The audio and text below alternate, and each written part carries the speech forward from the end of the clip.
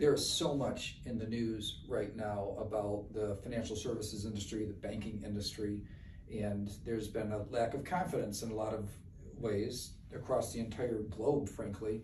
And I wanted to shed a little bit of light about in the industry itself, how it works, what is changing that has made all of a sudden things seem so complicated.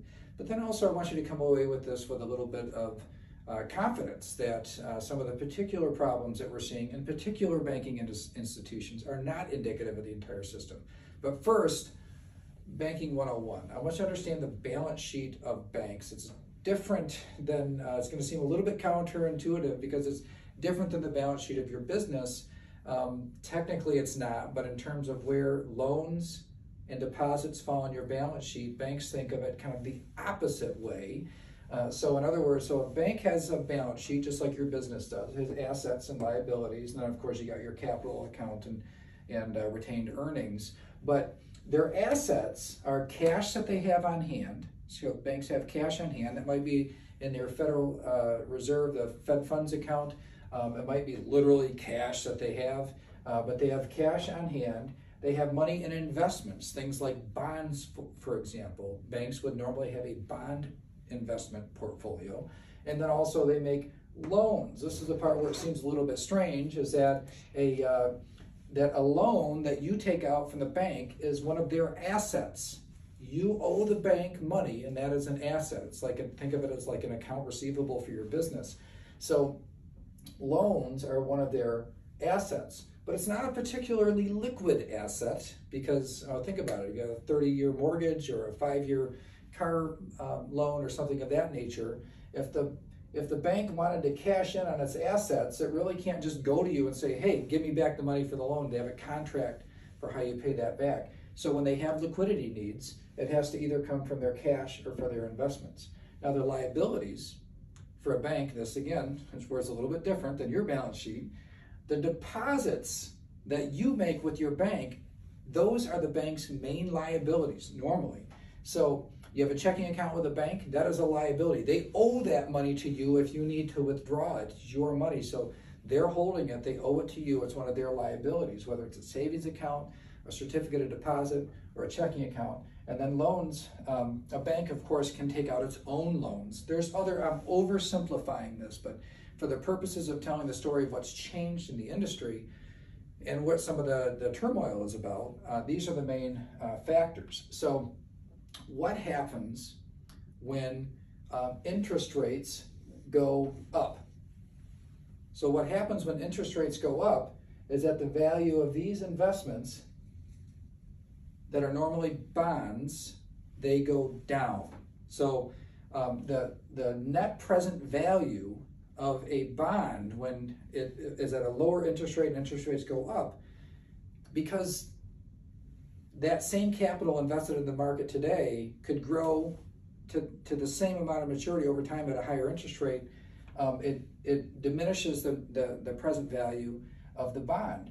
And so that's what's happened in a lot of portfolios, is that as interest rates have gone up, the value of these investments go down.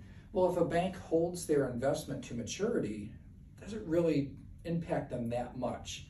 But what happens if a bunch of depositors who have money in banks say, I need that money, and they pull it all out, and all pull it out at the same time? Well, then there's an imbalance. See, that think about your balance sheet. If one of your creditors said, hey, you've got to pay me everything that you owe me right now, then it would cause some severe hardship on your business. And that's the scenario that banks can be faced with when there's a run on the bank. People want to pull out their deposits. Banks say, okay, yes, we owe you this money.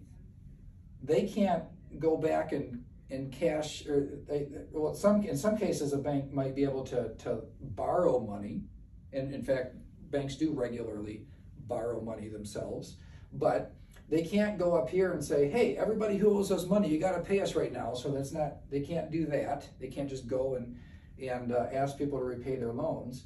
They might have enough cash to cover deposits that are being withdrawn, but what can often happen And what happened with Silicon Valley Bank was, well, their customers were very tech heavy. And the tech industry is facing a lot of challenges right now. So there are a lot of drawdowns happening with the tech industry. And it was affecting the liquidity of the banks. The tech industry is losing money. A lot of the tech industry has been losing money. This bank is heavily into that industry. So what was happening is their deposits were going down. And then so the bank management said, well, we don't have enough cash on hand to cover all these deposit withdrawals. So we're going to need to cash in on our investments, but the investments, because of the interest rate increases, were diminished. And so they took a big hit on their bond portfolio. Investors, stockholders, and depositors lost confidence in the bank, and so more deposits were withdrawn, and it was over the course of a very short period of time, a large percentage of the bank's deposits, their liabilities, were essentially called or withdrawn by their depositors. And that's what led to the downfall of that industry. So that's the Silicon Valley Bank. But I think it's important to recognize that the risk profile of that bank was wildly different than most banks. It's been around for 40 years, and that bank specializes in the technology industry, but also doing tech startups. And it's a very risky endeavor where there can be a lot of fluctuations up and down in cash. And when the industry struggled and their overall amount of cash went down in that industry, it impacted Silicon Valley Bank in a way that was outsized compared to other banks. Signature Bank in New York, there was kind of a ripple impact. Signature Bank is very much into cryptocurrency. Cryptocurrency is another one of these the industries where you can have a lot of cash and no cash in a very short period of time. And so people that were invested in Signature Bank really looked at what happened here and said, boy, I don't know if my money is safe there. So there was a run, and just really a single afternoon, basically, on a Friday afternoon, where Signature Bank had so many deposit withdrawals, again, deposit withdrawals here, where they just didn't have the liquid asset base to satisfy the regulators. And so the regulators have decided to take over that bank and to sell it. So a tech startup bank, basically, tech industry startup financing bank, and where their deposit base matched that, and Signature Bank, which was pretty heavily into cryptocurrency. Those are not risk profiles that are indicative of the U.S. banking system. And then First Republic Bank, which is pretty similar to Silicon Valley Bank. Private industry, private banks actually stepped in to provide the liquidity to Republic Bank to keep it out of trouble. Otherwise, it could have maybe ended up in the Silicon Valley type of an outcome. So in terms of the U.S. banking industry, it actually, if you look at the balance sheet of most banks, they don't look anything near like the type of risk that you would see in the banks that really struggled. Now, overseas though, a couple of Swiss banks, Credit Suisse, which is a 166-year-old institution, a lot bigger than these banks. It is just not a well-managed bank. It hasn't been for a long time. Used to be a bank that everybody had a lot of confidence in. But really, even coming out of the last Great Recession, it's really never recovered the type of reputation or management that is indicative of its history. And so what happened was, as all of this was happening up here, it really caused investors all over the place to reevaluate the strength and the balance sheet type challenges that banks have. And so what Credit Suisse did basically at the same time as all of this turmoil was happening in a few banks here in the US, they sent out a warning that there were material weaknesses in their financial reporting. And that really made investors lose a lot of confidence.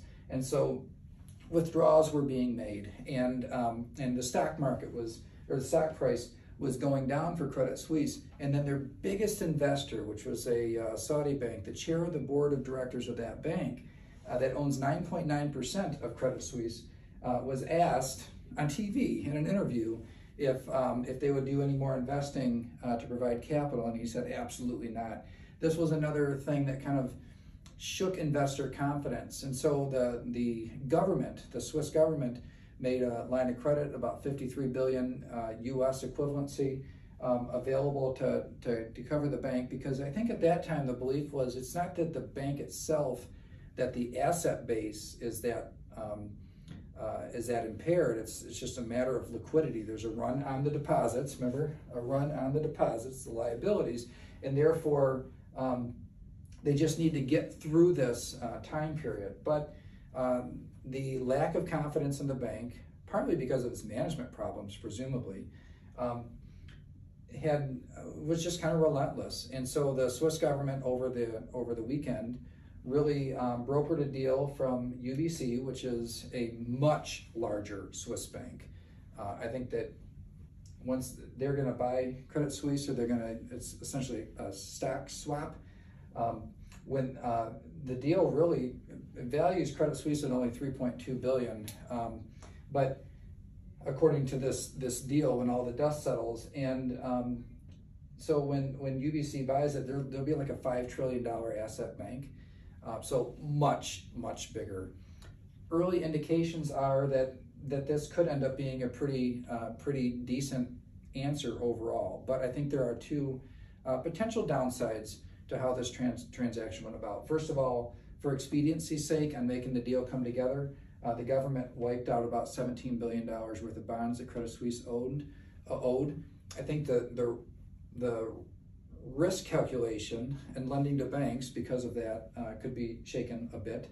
And then also the price at which it's being purchased might cause investors to reevaluate the value of all banks. So Credit Suisse is really only worth that amount. But those seem to me like shorter term type of issues. And if this transaction is implemented in the way that, and with the type of speed that it appears to be moving on, it could really settle down markets. This bank is it's hard to describe how much bigger it is than all of these others that we're talking about. The banks that came to the rescue of First Republic, which would suggest that they had some confidence in the asset quality of First Republic, regardless of its liquidity problems, would suggest that there is actually investor confidence among those who are in the industry. So in other words, I don't think that UBC would have been pushed into this transaction if they didn't think that they could make something positive of it. I don't think that big US banks would have invested so much into First Republic if they also didn't have confidence overall in the industry. So all of this to just share that while I know it's kind of nerve-wracking to look at it, the fundamentals of the banking industry actually look quite strong to me. And it gives me confidence that based on the fundamentals that there's ups and downs. You do occasionally have bank failures. It's actually not that uncommon, but the industry as a whole looks really solid. If there are bigger long-term problems with the industry, frankly, I don't think it's going to be because of clear-eyed, rational evaluations of balance sheets. I think that we just have to get past this point where there's kind of a herd mentality around the concerns and this tendency to be skittish when otherwise, at least with the U.S. banking industry, the balance sheets look pretty strong.